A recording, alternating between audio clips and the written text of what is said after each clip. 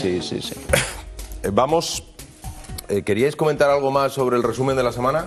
Fran, del remanente de tesorería. Sí, del remanente tal vez. ¿Se te ha quedado algún punto oscuro? Queremos hablar de la tesorería, pero... Tengo menos dinero que Tarzán. ¿Te sobra mucho, Fran? Bueno, pues hoy... Hablando de remanente. Hoy voy con lo justo. Hoy voy con lo justo, madre. Con lo justo y con lo puesto. Hoy voy con lo justo. Pero vamos. Con lo justo y con lo puesto. Fernando, ¿añadir algo sobre...? No, sobre este ¿remanente? tema no, pero... No, sobre el remanente no. Pero hay una noticia que es importante y es que viene a colación con la Junta de Andalucía, que es en relación con la provincia de Almería y concretamente con el Ayuntamiento de Ejido. El Ayuntamiento de Ejido ha dado marcha atrás al final en relación con un expediente de regulación de empleo suspensivo de los contratos de los trabajadores del Ayuntamiento porque no tiene fondos para poder pagar su salario. La Junta de Andalucía lo aceptaba, pero cuidado, ha dado marcha atrás porque el Servicio Público de Empleo entendía que eso no era posible. Precisamente en la ley de la reforma laboral posibilita la regulación de empleo extintiva porque un servicio público no se puede paralizar en el tiempo, o es necesario o no es necesario, pero si es necesario hay que prestar el servicio y si no es necesario lo que hay que ajustar la plantilla redimensionándola y extinguiendo los contratos, no suspendiéndolos. Bueno, con buen criterio el Ayuntamiento ha dado marcha atrás porque iniciaba un procedimiento contra el Ayuntamiento y contra la Junta del propio Servicio Público de Empleo. Una vez más, la Junta de Andalucía no estaba cumpliendo lo que dice exactamente la propia norma, el artículo 51 y 47 del Estatuto de los Trabajadores. Es que yo no lo entiendo. Bueno, pues ahí queda. Yo creo que una frase de un funcionario de la Junta de Andalucía y estando tomando un café por la mañana, dice, ante la norma puedes hacer dos cosas.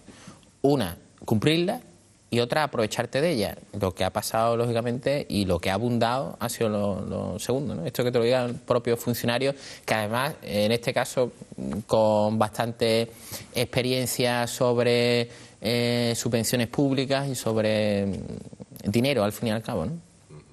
Bueno, si os parece, vamos a escuchar alguna llamada que se ha producido al programa. Adelante.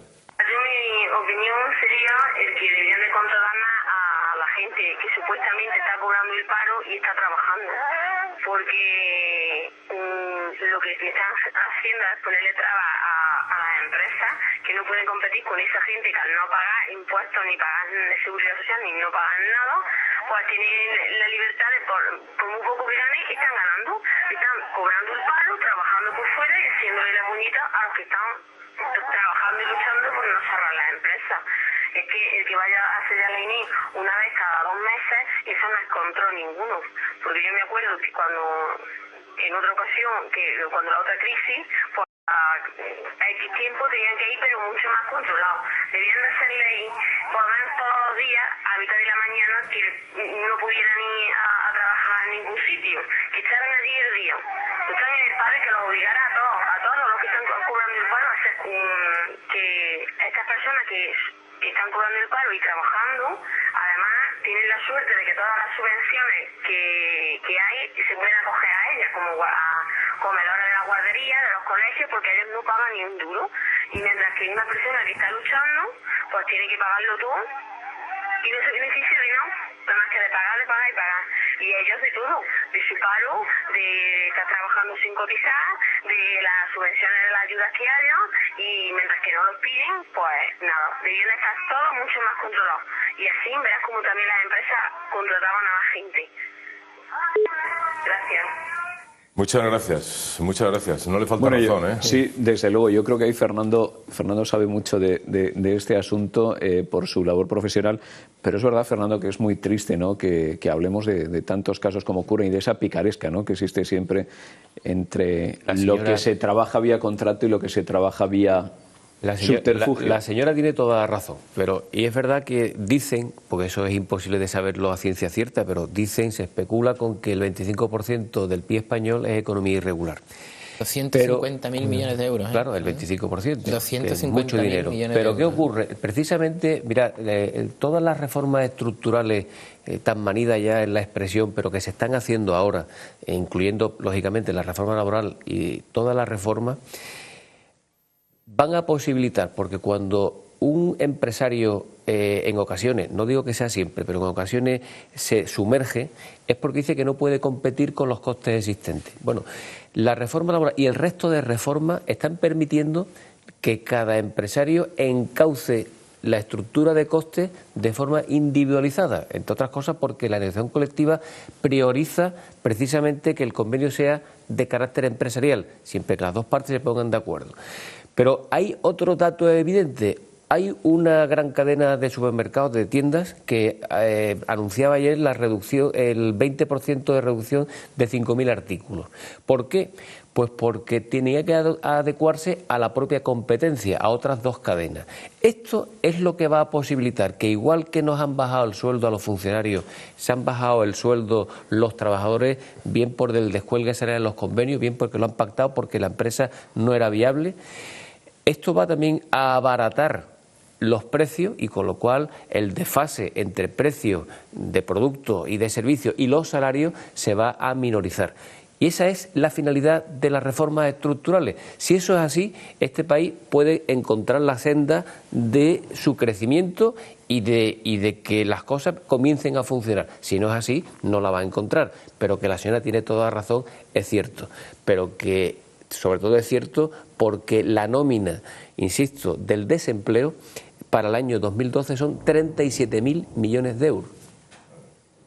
Yo lo único que creo que la inspección en relación a la economía sumergida debería ser mucho más potente y sobre todo porque el trabajador que está y tiene una nómina y todo lo que tiene pues lo tiene que declarar y además tiene la lupa permanente de cualquier euro está sometido a una fiscalización. Sí, y es que no tiene derecho a ayudas, como dice ella, es que se da ahí un... Claro, es que pasa una cosa, y esto además en núcleos más pequeños pues se ve más cuando, porque la gente se conoce y dice, bueno, pero si este hombre tiene tantas propiedades, ¿cómo que puede su hijo estar beneficiándose de determinadas ayudas públicas o servicios públicos? Sin embargo, yo que tengo un sueldo y un salario y no me pertenece, ¿no? Y dice, bueno, es que en el caso de las becas, igual pasa en las becas y se ve muy a nivel de municipio, de pueblos pequeñitos, se ve todavía más, ¿no? Porque dice, bueno, ¿y cómo puede ser que yo que tengo un sueldo normal y corriente y a mi hijo pues le dan una beca mínima y ahora este que tiene propiedades y tiene a lo mejor una finca incluso y tiene tal y le dan una beca compensatoria de 4.000 euros? Pues no puede ser. Y esos casos hay muchos, hay muchísimos. Y esto pues se tendrá que investigar a fondo, ¿no? Sobre todo porque esta clase media que tiene una nómina y que acaba como un San Sebastián a final de mes, con la flecha de los impuestos, pues se le queda cara de tonto. Y dice, oye, estoy haciendo el tonto, estoy haciendo el ridículo. Pero fijaos lo importante que es, en la llamada de esta señora, la frustración que transmite, ¿no? Te dice, mire, yo estoy haciéndolo todo bien, ¿ah? Y veo como los que no lo hacen son los que al final se benefician. Ese es el riesgo que yo hablaba del principio, es decir, ese es el riesgo que a la ciudadanía no se le puede transmitir. No se le puede transmitir que al final, decía Agustín, la picaresca, bueno, claro, pero la picaresca deja de ser, entre comillas, tal cuando hay tanto o tiene tantas repercusiones después al ciudadano que sí cumple. Entonces, esta mujer llega un momento, imaginaros que esta situación se perpetúa mucho más. Esperemos que no, pero que se perpetúa mucho más y que tú lo que estás viendo es que el día a día, al final, entre comillas, los tramposos son los que aquí, al final, pues haciendo sus triquiñuelas van a ser los beneficiados. Si esta situación se mantiene, el riesgo, de verdad, sinceramente creo que es así, ¿eh? Que como población, que como pueblo empezamos a correr, claro, es peligroso, es demasiado serio. Todo esto es enmarcado más o menos en una conciencia cívica de cumplimiento, ¿no? Porque claro, cuando te das un paseíto por algunos países del norte de Europa, ¿no? Y tú dices, bueno, que yo lo he visto y casi que a uno le ha pasado, ¿no? Y que tú ves allí y cómo todo el mundo se monta en el tranvía y no tienes un revisor y todo el mundo religiosamente saca su tarjetita y paga y tú dices, un español ¿eso cuántas veces nos ha pasado? Y dice, bueno, pero si esto es un escaqueo perfecto. Es claro, pero oye, que a mí me ha pasado. Para todo. Que tú yo como español, tú como español dices, la atracción es demasiado fuerte. ¿Por qué no voy a pagar? No, y al final pagas. Al final o no, pero no pagas porque pone una multa. Pero nos pasa o no nos pasa. Sí, y tú ves la posibilidad del escaqueo ahí a la mano y sin embargo, oye, pues eso no pasa en otros países europeos. ¿Qué podrá ocurrir? No me quiero poner tremendista, pero ¿qué podrá ocurrir el día que todas estas personas, por ejemplo, se harten y digan, hasta aquí, o sea, ya no pasamos más? ese tipo de circunstancias. Bueno, se te va a llenar la consulta. No, espero que no, te vuelvo a repetir, por favor. Cuando lo digan... Me pongo serio, ¿verdad, Fran? Porque es que esto es lo que uno escucha después en el día a día. O sea, cuando tú te encuentras... yo trabajo, como sabéis, en drogodependencias y demás, pero cuando llega el momento de la justificación de que la persona te cuente su vida, lo que escucha es esto. O sea, esa sensación permanente ya de hartazgo, es que no puedo más. Es que entre lo que me dicen, como hablamos, las noticias que me llegan de arriba y lo que veo día a día, esto va a ser insostenible. Sí, pero vamos a ver, muchas veces cuando se intenta explicar la solución a los problemas y las explicaciones en ocasiones son variopintas, pero en ocasiones son tan complicados de transmitir a la gente que la gente de entrada piensa que el que está transmitiendo ese mensaje es que se le ha ido la cabeza a otro sitio. Cuando aquí yo he intentado explicar a mis alumnos en la universidad, por ejemplo, le he intentado explicar el problema que existe en concreto en la provincia de Cádiz, por ejemplo, con la industria del metal. Y yo le decía que en el fondo era básicamente un problema del convenio colectivo. Bueno, la gente me decía, bueno, que tiene que haber un convenio colectivo para que haya 30.000 desempleados en un sector. Bueno, es que el convenio determina los costes y los costes de producción determinan la productividad y, por lo tanto, la competitividad de las empresas. Si las empresas no son competitivas, la empresa no existe. Hay una tendencia en algunas empresas que dice, bueno, como yo estoy muy encorsetado, yo me sumerjo. Otros directamente van al fraude puro y duro. Pero hay una parte que se sumergen por necesidad.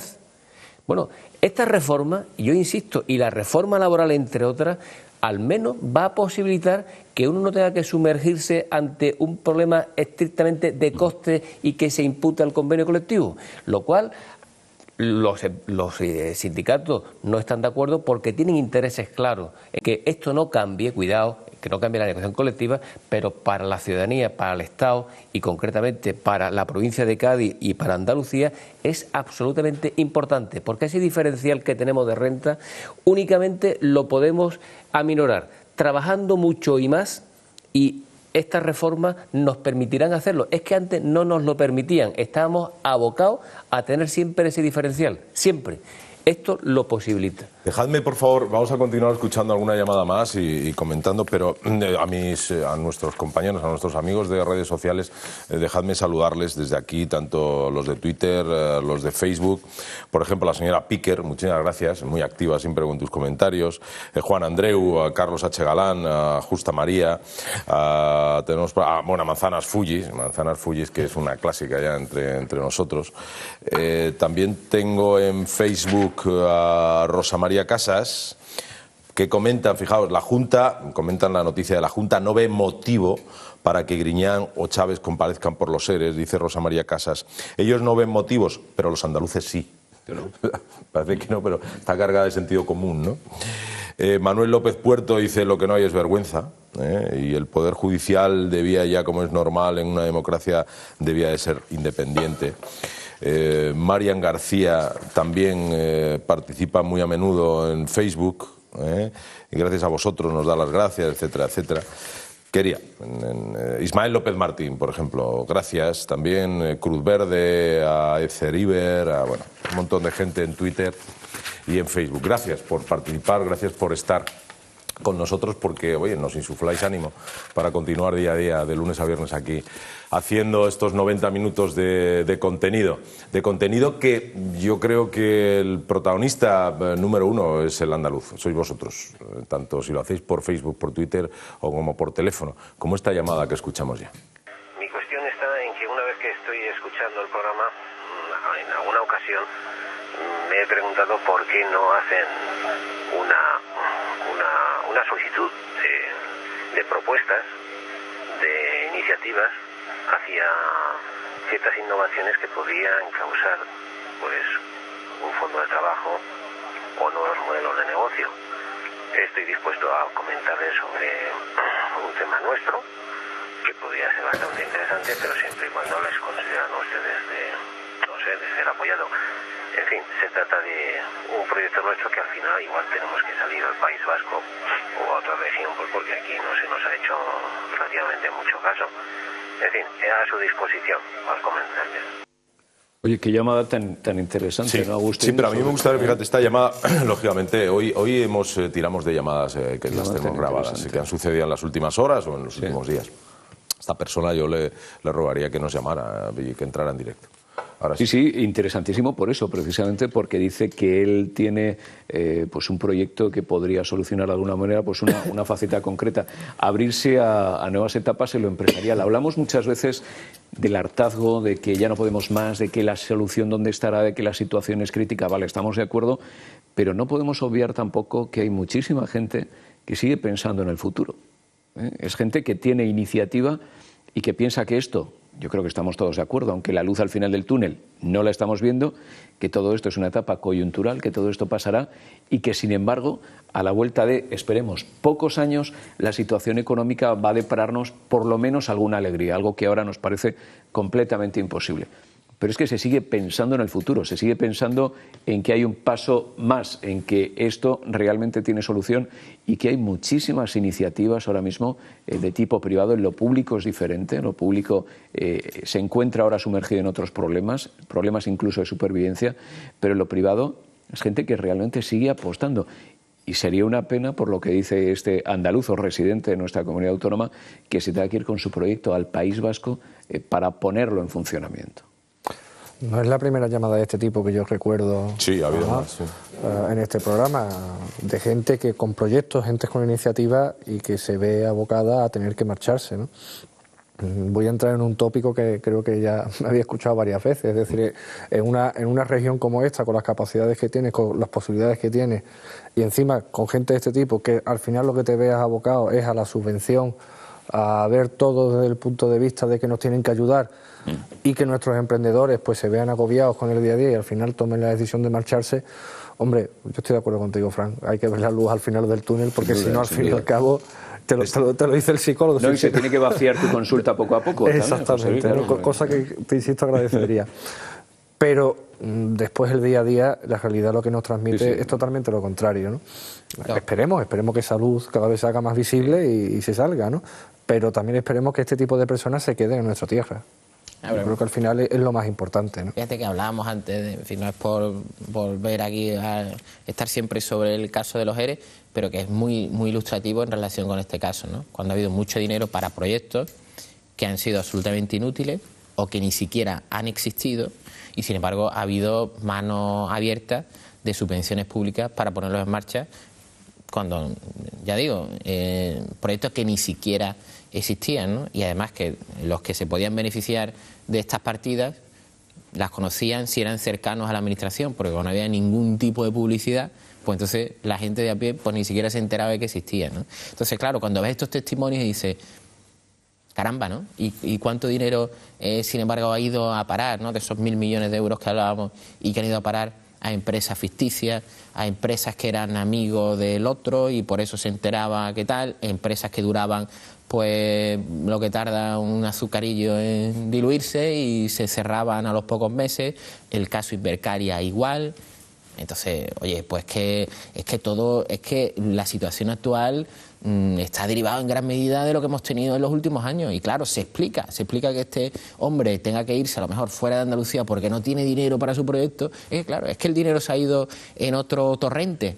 Es que en otro torrente ha sido donde se ha ido el dinero. Más que por no tener dinero, quizás, que a lo mejor sí puede tener algo que él tuviera ya previsto para el proyecto, pero quizás las ayudas, ¿no, Andrés? El recibir las ayudas a nuevos, proyectos. Claro, eso es lo que me refiero, ¿no? Igual que las ayudas. A ver, ¿hace falta que lleguemos a una situación tan crítica como la actual para que pensemos en que vamos a dar ayuda, vamos a dar incentivos en lugar de dar préstamos a fondo perdido? Hemos estado dando préstamos a fondo perdido a la innovación durante todo este tiempo.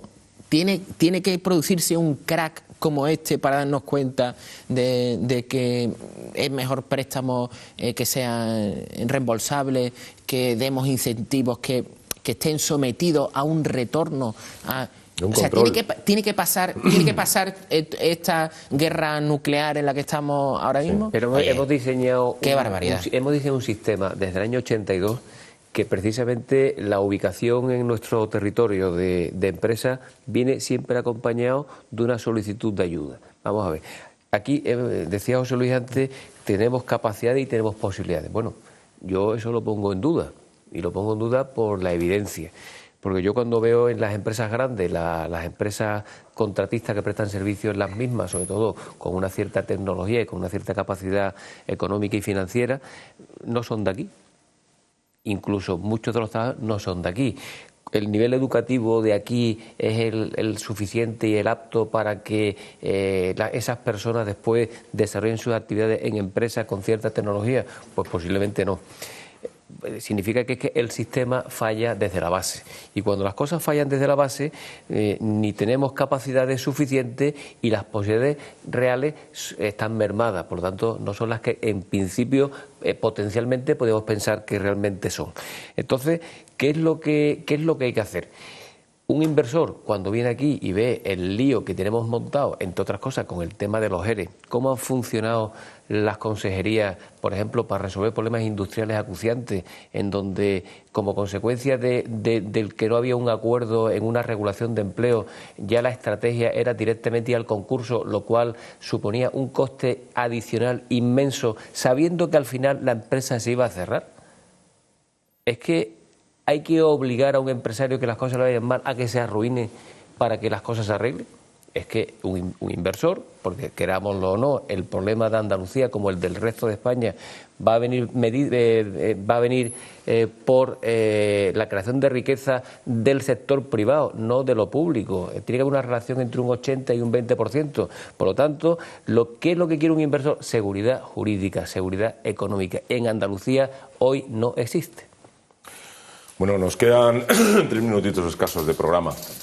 No sé cómo queréis aprovecharlos. Fernando, nosotros hacemos, tú lo sabes, Fernando, una agenda cultural desde hace una semana, vamos, tampoco no tenemos, históricamente no nos podemos remontar. Exacto, no hay un histórico. No hay un histórico. Básicamente con Alejandro Sánchez. Sin Alejandro Sánchez estamos un poquito cojos hoy, Claro. Porque Alejandro y lo de la tunera, eso nos viene siempre bien. Alejandro un saludo. Incentivó el otro día la comida del tejido adiposo del cerdo allí en los barrios. El chicharrón. Yo a veces decía que era la primera parte, como decía, primera calidad, primera parte, ¿no? Chicharrones. Hombre, yo recomiendo un poco siguiendo con Alejandro, no los chicharrones, sino el atún. Todavía estamos en las últimas ya semanas del atún. Tanto en Barbate, en El Campero, en Algeciras, en Palmones, aquí en Cádiz, en La Marea. Fernando. Yo previsiblemente me iré hoy, si Dios quiere, a cenar a La Marea, que además de un contertulio que ha venido por aquí, que es Miquel Elorza. Miquel, un abrazo. A Miquel, y que si Dios quiere cenaremos allí atún en sus distintas variedades. Fenomenal. José Luis. Ha sacado el tema de los chicharrones y esa es mi perdición. O sea, que yo, con todos respetos al atún, a mí me habláis de chicharrones y ya empiezo casi como hacía el perro de Pavlov, ya empiezo ya a salivar. ¿no? Así que voy a tirar un poquito de tierra. Yo recomendaría pasarnos por la Sierra de Cádiz y probar los chicharrones que en pueblos como Brique, en Grazalema o en el Bosque se hacen. Muy bien. Don Andrés. Pues yo propongo una iniciativa más de estar dentro, ver la película Grupo 7, que creo que está todavía en cartelera, de un director, en este caso sevillano, y además que creo que tiene bastante capacidad, y la película creo que está bastante bien mío, y que merece la pena. Grupo 7 merece la Grupo pena. 7. Y si se tiene un ratito por la tarde, es una buena película. ¿Y Alberto? Alberto Rodríguez.